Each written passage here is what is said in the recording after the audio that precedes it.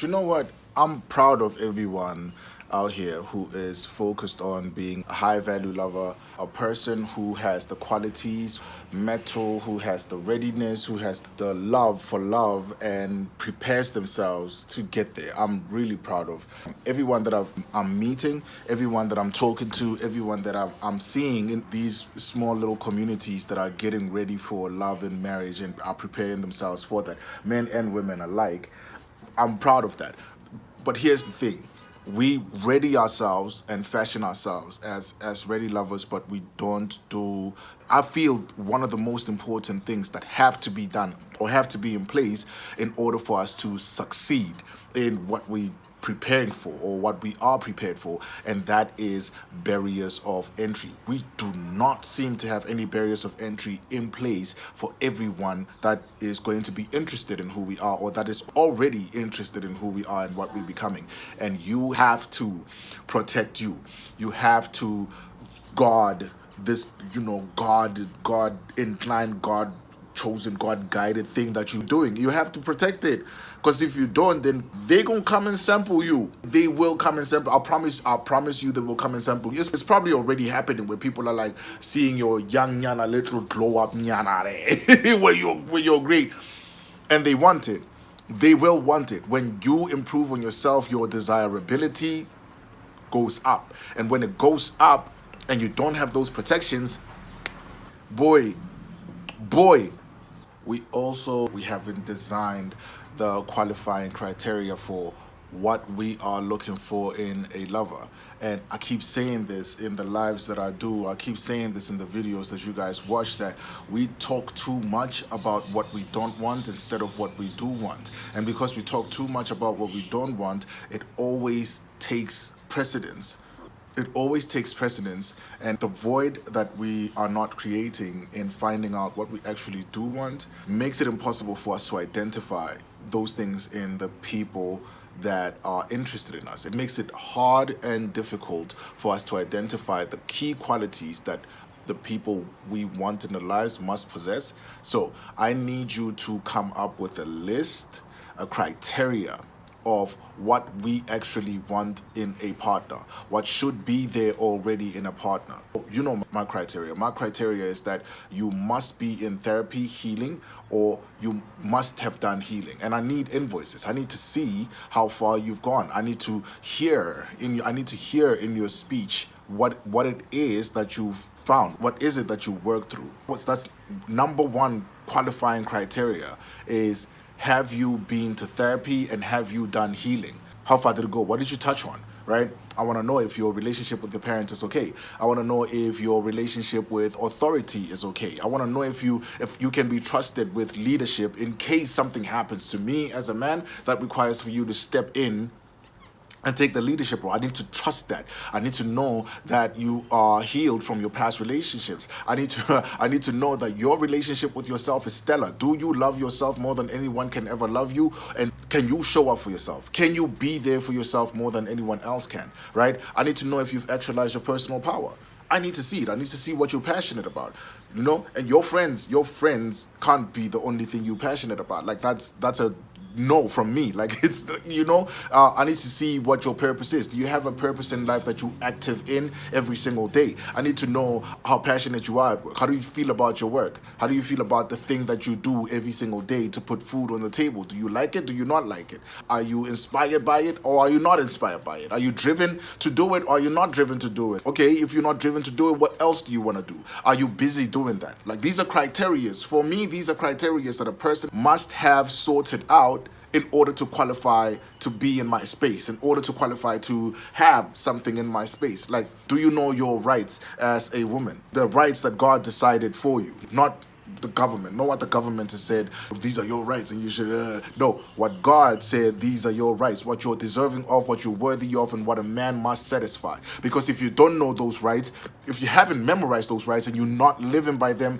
if you haven't built your expectations around them, if you haven't built your value system around them, if you haven't built your principles and morals and standards around what God has said you should build, can I trust you, right? I want to see that. Like, what is your procrastination like? Do you have an imposter syndrome? Do you have insecurities about you that are going to destabilize our relationship? Do you have self-doubt? Are you assertive? Are you self-assertive? Do you trust yourself?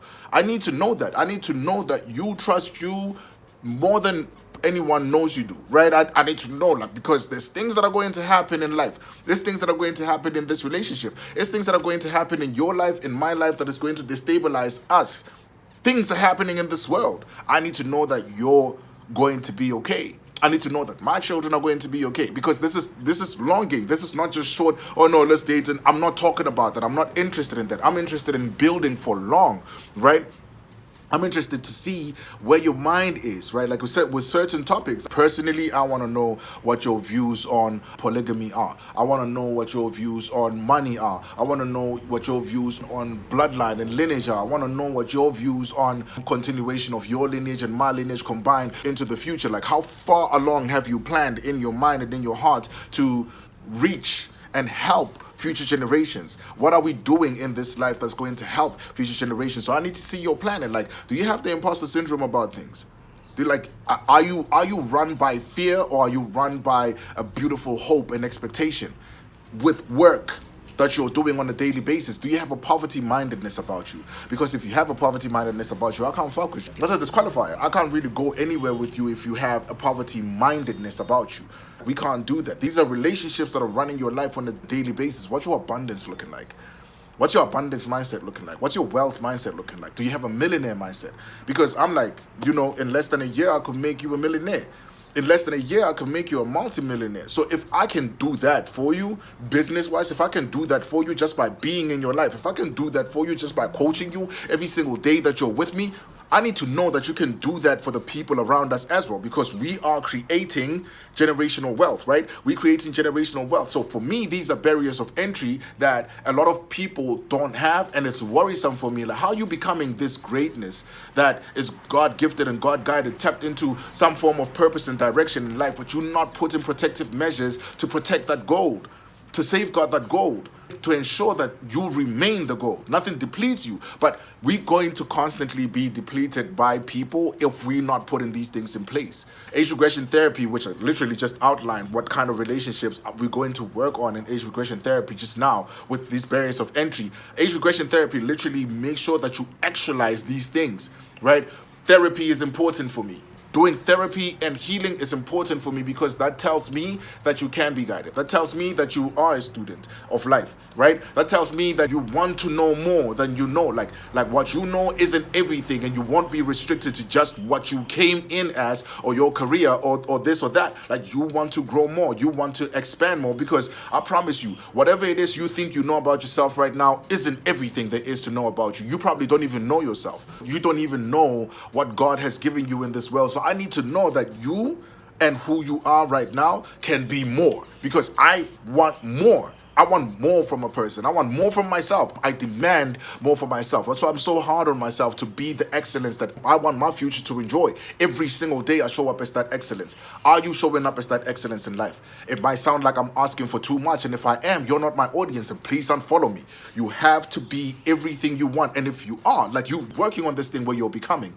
You're working on this thing where you're becoming. So confidence about who you are has to be real. But it has to be backed up by like an index of things that you've achieved in order for you to speak with this confidence, to speak with this knowing. It's a deep knowing inside my gut that I am this person. Nothing can shift me away from it. And also, that confidence becomes a barrier of entry, because if you're not a person who's going to listen to someone talk about themselves at the highest level, you're not going to land good love. Not anytime soon. Not anytime. 2 years from now, you're going to come back and listen to this and say, you know what, Hakeem was right. Hakeem was right. I needed to be confident in myself. I needed to know exactly what I am in order for me to say, this is my demand. In order for me to say, this is a principle. In order for me to say, this is a barrier of entry. You can't just finagle here. You can't just meddle with this thing. You know what I mean? You can't just come here and meddle with what I am. I don't have time. I actually don't have time to deal with this. I have time to deal with more. And if you're not more, we can't be. You get me? Like, you have to put these things in place and protect yourself in order for you to succeed and prosper and be great. Life is beautiful, and life is for the living.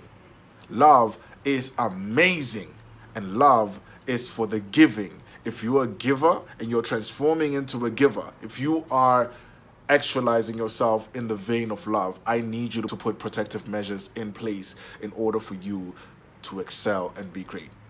All right? I need you to put protective measures in place in order for you to land or be landed by the best lover, high ticket, high performance, high value, high key lover who's going to drive this thing with you until the friggin' wheels go off and you guys replace them and drive even further than that. Inna lillahi wa inna ilahi rajiun. We are from God, and to God we shall return. Let's return to God glorious.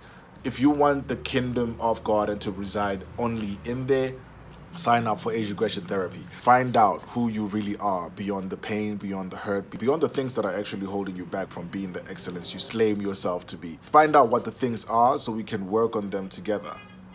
I love you. I'll see you soon.